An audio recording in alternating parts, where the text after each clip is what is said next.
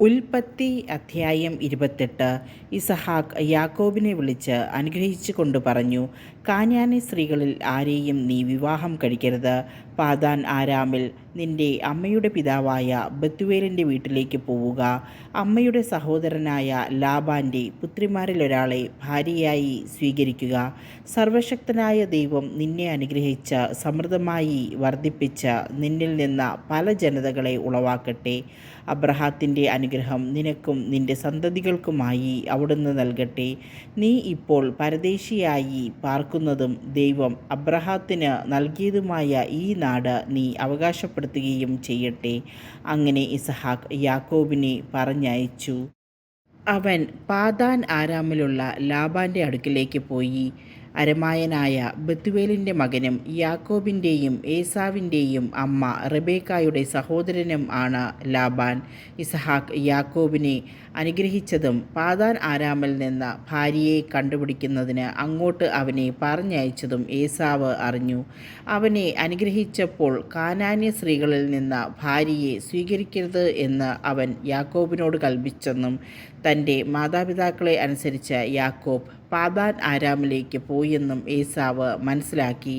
കാനാന്യ സ്ത്രീകളെ തൻ്റെ പിതാവായ ഇസഹാക്കിന് ഇഷ്ടമല്ലെന്ന് മനസ്സിലായപ്പോൾ ഏസാവ് അബ്രഹാത്തിൻ്റെ മകനായ ഇസ്മായേലിൻ്റെ അടുത്ത് ചെന്ന് അവൻ്റെ മകളും നെബായോത്തിൻ്റെ സഹോദരിയുമായ മഹലത്തിനെ ഭാര്യയായി സ്വീകരിച്ചു.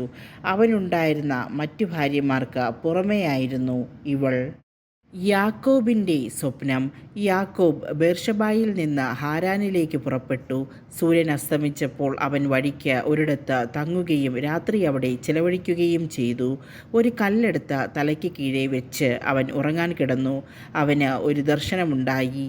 ഭൂമിയിൽ ഉറപ്പിച്ചിരുന്ന ഒരു ഗോവണി അതിൻ്റെ അറ്റം ആകാശത്ത് മുട്ടിയിരുന്നു. ദൈവദൂതന്മാർ അതിലൂടെ കയറുകയും ഇറങ്ങുകയും ചെയ്തുകൊണ്ടിരുന്നു.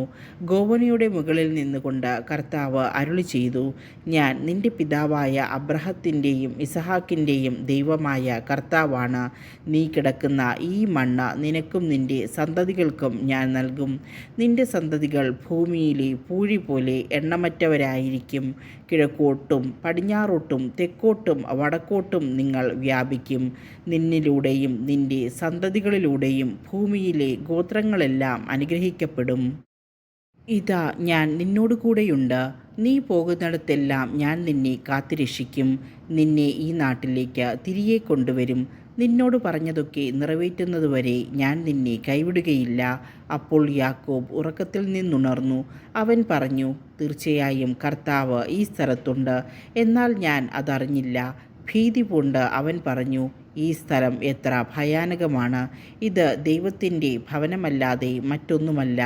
സ്വർഗത്തിൻ്റെ കവാടമാണിവിടം. യാക്കോബ് അതിരാവിലെ എഴുന്നേറ്റ് തലയ്ക്ക് കീഴെ വെച്ചിരുന്ന കല്ലെടുത്ത് ഒരു തൂണായി കുത്തി നിർത്തി അതിന്മേൽ എണ്ണയൊഴിച്ചു.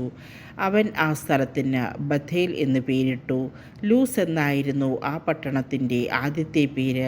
അത് കഴിഞ്ഞ് യാക്കോബ് ഒരു പ്രതിജ്ഞ ചെയ്തു, ദൈവമായ കർത്താവ് എൻ്റെ കൂടെ ഉണ്ടായിരിക്കുകയും ഈ യാത്രയിൽ എന്നെ സംരക്ഷിക്കുകയും എനിക്ക് ഉണ്ണാനും ഉടുക്കാനും തരികയും എൻ്റെ പിതാവിൻ്റെ വീട്ടിലേക്ക് സമാധാനത്തോടെ ഞാൻ തിരിച്ചെത്തുകയും ചെയ്താൽ കർത്താവായിരിക്കും എൻ്റെ ദൈവം. തൂണായി കുത്തി നിർത്തിയിരിക്കുന്ന ഈ കല്ല് ദൈവത്തിൻ്റെ ഭവനമായിരിക്കും. അവിടുന്ന് എനിക്ക് തരുന്നതിൻ്റെയെല്ലാം 10-1 ഞാൻ അവിടുത്തേക്ക് സമർപ്പിക്കുകയും ചെയ്യും.